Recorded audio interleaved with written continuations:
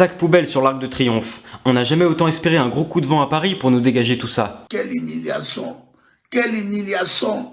Quelle humiliation!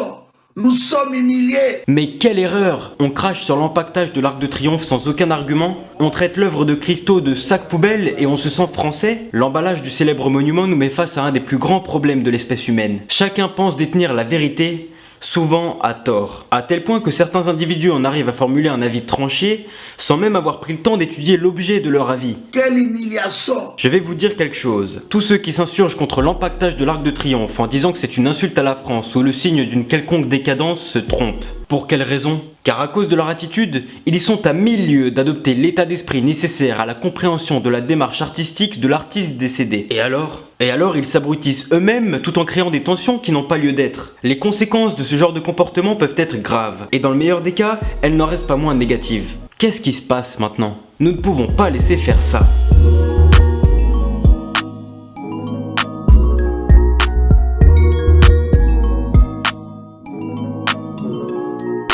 L'empaquetage de l'Arc de Triomphe est loin d'être le premier coup de Christo. Dès les années 60, sa compagne Jeanne-Claude et lui-même produisaient leurs premières œuvres en emballant des objets tels que des bouteilles, des caddies ou encore des bidons. Mais quel est l'intérêt, me demanderez-vous? Et vous faites bien, il faut être curieux. C'est surtout là que réside le grand mystère de cette affaire. Quand je lis des commentaires de ce genre sous les vidéos présentant l'empaquetage de l'Arc de Triomphe, je pense à l'armée d'artistes et d'intellectuels qui se retournent dans leur tombe. Ne cédons pas à l'ignorance et à la bêtise. Si l'art existe, c'est bien car il remplit quelques fonctions pour nous autres humains. Mais dans le cas de l'Arc de Triomphe, quelle est la réelle utilité de ce déguisement ?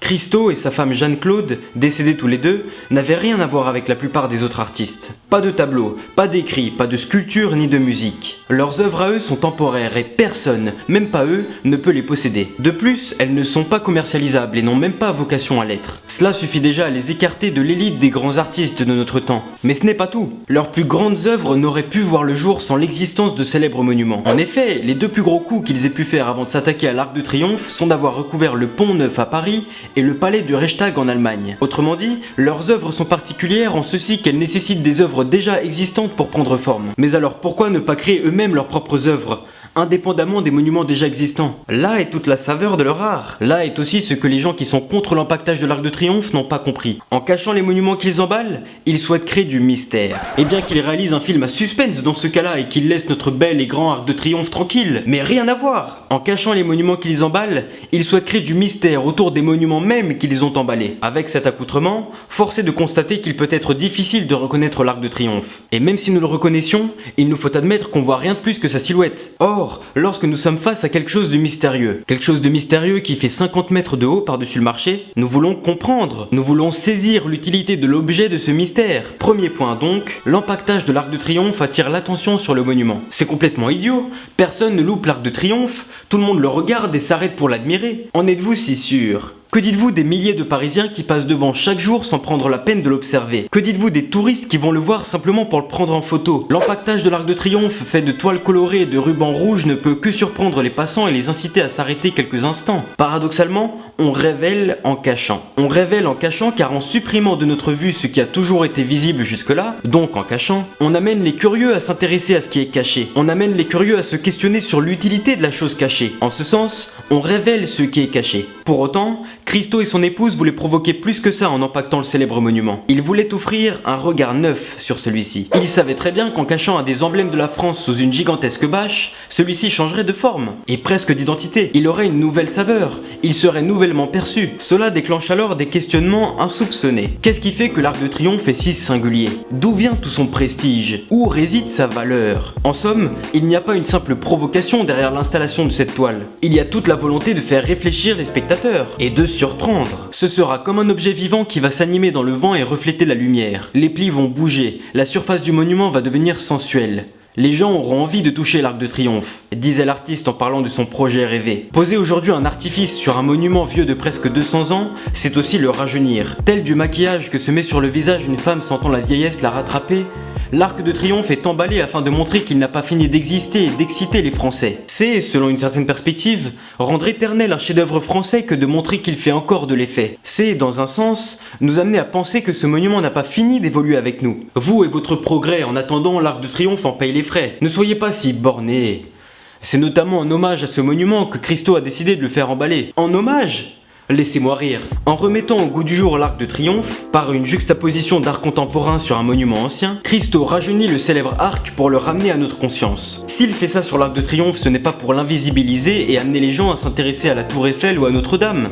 Pas du tout. S'il fait ça sur l'Arc de Triomphe, c'est bien car c'est l'Arc de Triomphe qui a de l'importance à ses yeux et rien d'autre. Et quand bien même...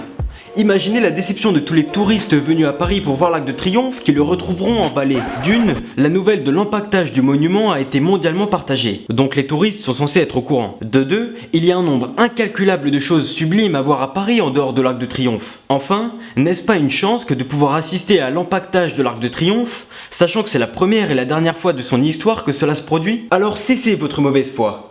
Et écoutez plutôt. Christo et sa femme n'ont pas façonné une œuvre d'art. Ils ont lancé un vrai message philosophique.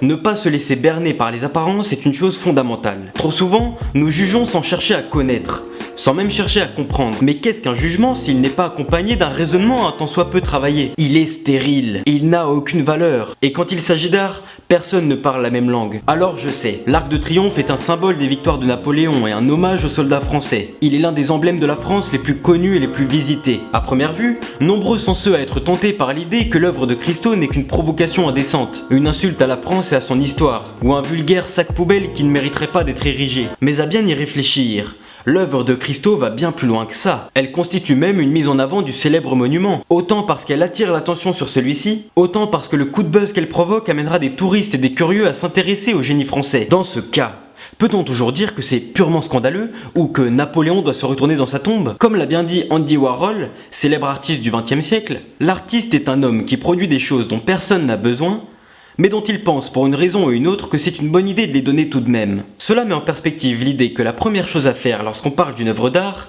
c'est de s'intéresser un minimum à la démarche de l'artiste, d'essayer de comprendre la démarche que suit l'artiste. Si on ne prend pas le temps de le faire, on agit comme un petit pantin qui s'insurge contre quelque chose qui le dépasse totalement. C'est comme insulter quelqu'un qu'on ne connaît pas. Qui fait ça, à part celui qui n'est pas assez mature pour utiliser intelligemment sa raison? À mon avis, le projet de Christo est mal vu par certains puisqu'il consiste, a priori, à mettre un des plus beaux monuments français dans l'ombre. Mais lorsqu'on comprend qu'il s'agit de mettre dans l'ombre l'Arc de Triomphe pour ramener la lumière dessus, on se détend. Et on ouvre assez son esprit pour adopter la démarche de celui qui cherche à voir plus loin que le commun des mortels. L'Arc de Triomphe n'est pas éternel. L'Arc de Triomphe a besoin de renaître, d'évoluer avec les époques qu'il rencontre. À trop le voir, il perd de sa valeur puisqu'il paraît habituel, presque banal. C'est logique. Le désir vient de la distance et la distance crée le désir. Dans ce cas, pourquoi ne pas cacher ce qui mérite d'être admiré? Voyez, on quitte l'Arc de Triomphe quelque temps pour mieux le retrouver.